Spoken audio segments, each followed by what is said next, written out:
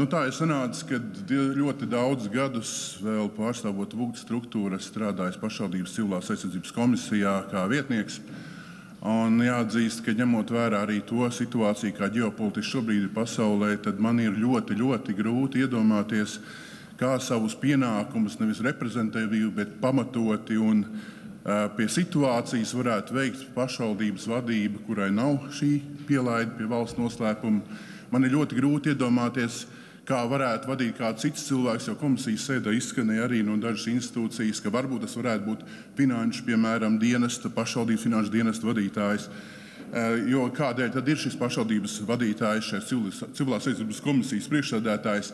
Dēļ savām pilnvarām rīkoties ar pašvaldības uzņēmumiem, mantu, visiem līdzekļiem īpašās ārkārtējās situācijās, ko viņš nevar deleģēt nevienam citam. Ņemot vērā arī tās izmaiņas, ko ir piedzīvojuši pašvaldību civilās aizsardzības plāni, tā skaitā daļām no pašvaldībām jau ir viņi ieviesti, daļām vēl tik saucamā militārā sadaļa, nosaukšu viņu tā vienkāršāk.